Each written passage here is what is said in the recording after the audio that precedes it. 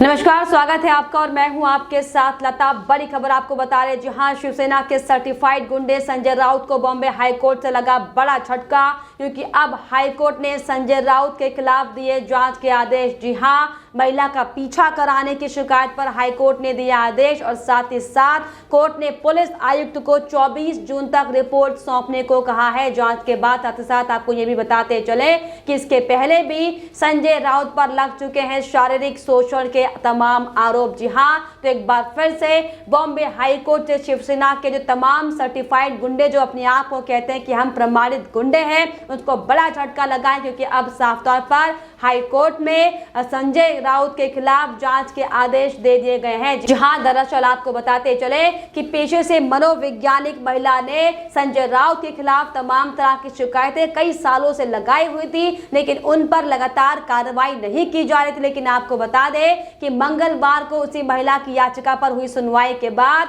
High court ने सख्त तेवर दिखाते हुए संजय राउत को बड़ा झटका दिया है, जिसमें साफ तौर पर जो महिला की ओर से आरोप लगाए गए हैं, जो शिकायत महिला की ओर से लगातार की जा रही थी, उसके जांच के आदेश संजय राउत के खिलाफ दिए गए हैं। आपको बताते चले कि महिला ने संजय राउत के खिलाफ ये शिकायत दर्ज कराई थी कि संजय राउत उसके अलग हुए पति के साथ मिलकर लगातार उसे प्रताड़ित करने की कोशिश कर रहे हैं और लंबे समय से महिला का पीछा किया जा रहा है और तमाम तरीके से अलग अलग तरीकों से परेशान किया जा रहा है, जिसको लेकर आपको बताते चले कि इस मामले को लेकर हाईकोर्ट में सुनवाई हुई, जिसमें न्यायमूर्ति एस शिंदे और न्यायमूर्ति NJ जामदार की पीठ ने पुलिस आयुक्त को इस मामले में 24 जून तक अपनी रिपोर्ट पेश करने को कहा है। तो साफ तौर पर अब संजय राउत से लगातार पूछताछ होगी कि आखिर क्यों लगातार संजय राउत के इशारे पर इस महिला को परेशान किया जा रहा था और गलत तरीके से अभद्र टिप्पणी के साथ ही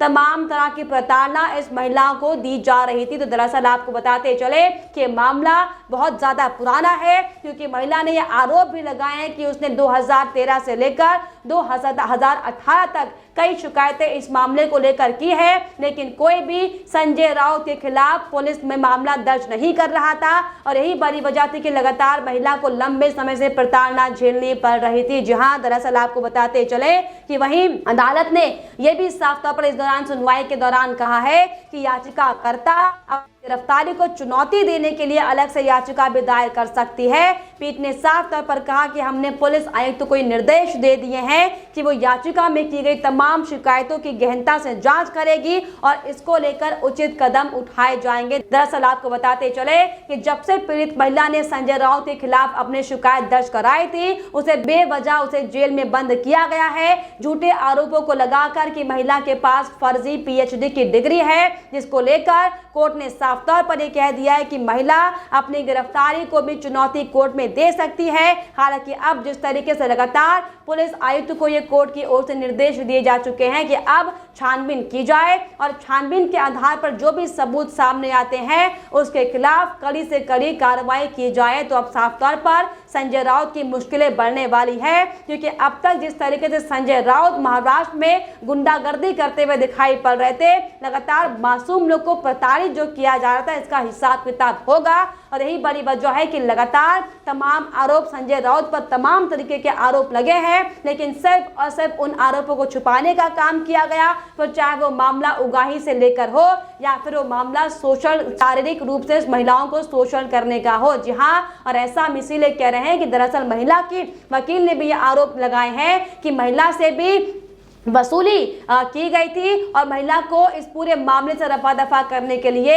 मोटी रकम की मांग की गई थी। आपको बताते चले कि पीड़ित महिला के वकील ने भी तमाम संगीन आरोप संजय राउत पर लगाए हैं और साफ तौर पर उनका ये कहना है कि जब से पीड़ित महिला ने संजय राउत के खिलाफ शिकायत दर्ज कराई है, तभी से बिना वजह महिला को जेल में डाला हुआ है। 10 दिन से ज्यादा का समय हो चुका है जिसमें महिला को बिना कारण बताए और बेवजह फर्जी PhD की डिग्री के आरोप लगाकर उसे जेल में बंद किया गया है। दरअसल आपको बता दें कि ये सिर्फ और सिर्फ संजय राउत का बदला है, जो उनके खिलाफ जो शिकायत की गई थी उसको लेकर उसकी सजा महिला को दी जा रही है। और इसी का जिक्र भी पीड़ित महिला की वकील ने साफ तौर पर करते हुए कहा है कि याचिकाकर्ता माता 10 दिन से जेल में बंद है। जब से उन्होंने उच्च न्यायालय में याचिका दायर की है तब से पूरी पुलिस मशीनरी उनके पीछे पड़ गई है। दुर्भाग्यपूर्ण है और बदले के इरादे से लगातार उनके खिलाफ कार्रवाई की जा रही है। जी हां, आपको बताते चले कि इसी साल फरवरी में पीड़ित महिला की ओर से याचिका दाखिल की गई थी,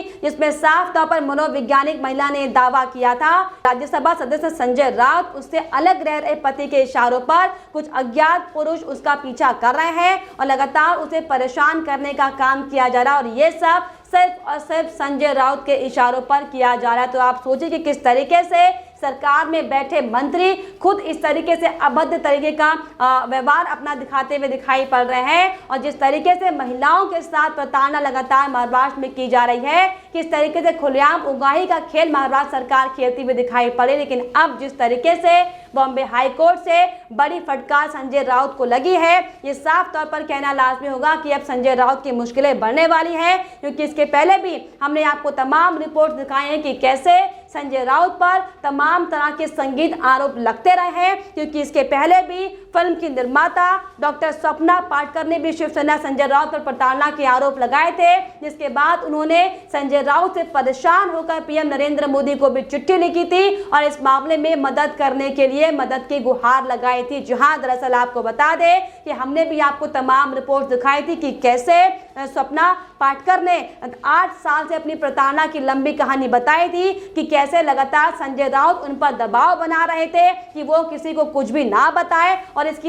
एवज में लगातार उनके साथ अभद्र व्यवहार किया जा रहा था। अश्लील तरीके से तमाम तरह की सामग्री उनके सामने पेश की जा रही थी, जिसमें तमाम तरह के कई आरोप उस महिला ने लगाए थे और जिसको लेकर आपको बताते चले कि जब हमने इस रिपोर्ट का प्रसारण किया था तब किस तरीके से शिवसेना के नेताओं ने हमारे चैनल के माध्यम से जो रिपोर्ट दिखाए गए थे इस पर भी दबाव बनाने की कोशिश की थी। इस रिपोर्ट को अपने चैनल से हटाने का दबाव भी हम पर बनाया गया था, लेकिन आपको बता दें कि हमने निष्पक्ष पत्रकारिता के तौर पर महिला से बात करी और पीड़ित महिला से बात करने के बाद जब ये समझ आने लगा कि सिर्फ और सिर्फ संजय राउत अपनी शक्ति का गलत तरीके से इस्तेमाल कर महिलाओं को प्रताड़ित करने का काम करते हैं, लगातार उनके साथ अभद्र व्यवहार किया जाता है, लेकिन हमने उस रिपोर्ट को अब तक नहीं हटाया है और यही बड़ी वजह है कि लगातार हमें धमकियां भी दी गई शिवसेना के गुंडों की ओर से और इस रिपोर्ट को हटाने का हवाला दिया गया था। लेकिन आपको बताते चले दरअसल ये शिवसेना की असली हकीकत है, जहां पर सिर्फ और सिर्फ आपके खिलाफ खबर चलाने वालों के खिलाफ और आपके खिलाफ तमाम तरह की शिकायतें आरोप लगाने के वालों के साथ लगातार इस तरीके से अत्याचार किया जाता है,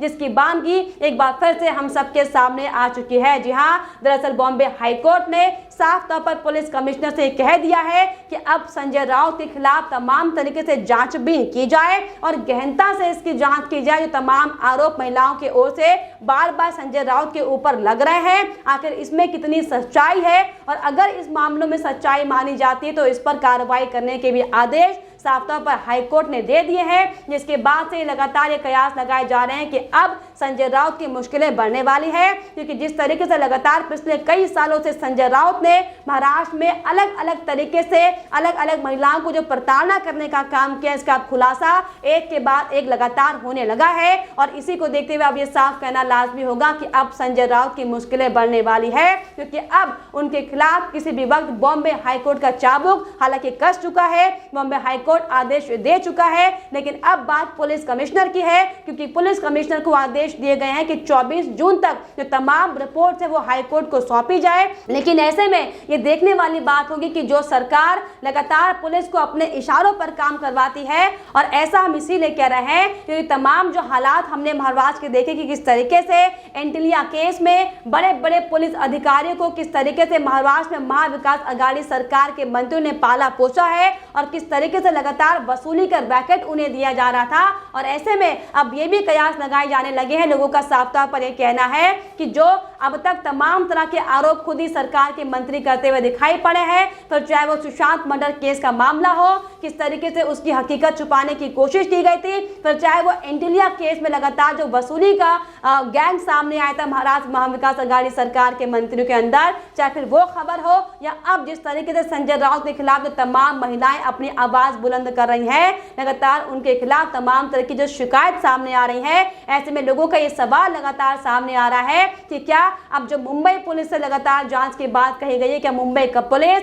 संजय राउत के खिलाफ जांच कर पाएगी? क्या निष्पक्ष तरीके से जो महिला को न्याय मिलना चाहिए था, क्या वो न्याय मिल पाएगा? क्योंकि लगातार महाराष्ट्र में पिछले लंबे समय से हमने गतिविधियां देखी कि कैसे मासूमों की आवाज दबाकर किस तरीके से मासूमों के साथ अत्याचार हुआ है और कैसे भोली भाली जनता को ठगा गया है, लूटा गया है, हम सब ने देखा। यही बड़ी वजह है कि लगातार जो मुंबई की पुलिस है वो सिर्फ और सिर्फ महाराष्ट्र सरकार के इशारों पर काम करती है। और ऐसे में अब ये लगातार लोगों का कहना है कि अब जो मुंबई पुलिस को हालांकि संजय राउत के खिलाफ जांच के आदेश जरूर दिए गए हो, लेकिन ऐसे में ये देखने वाली बात होगी कि जो नए पुलिस आयुक्त बनाए गए हैं वो कितना निष्पक्ष होकर इस पूरे मामले की जांच करते हैं और संजय राउत के खिलाफ किस तरीके से कार्रवाई की जाती है। क्योंकि लगातार ये कोई पहला मामला नहीं है, इसके पहले भी तमाम आरोप संजय राउत पर लग चुके हैं और तमाम तरह की अभद्र टिप्पणी से लेकर कई ऐसे शर्मनाक हरकतें संजय राउत की ओर से की गई हैं जिसे अपने शब्दों में बयां कर पाना भी मुश्किल है। लेकिन आपको बताते चले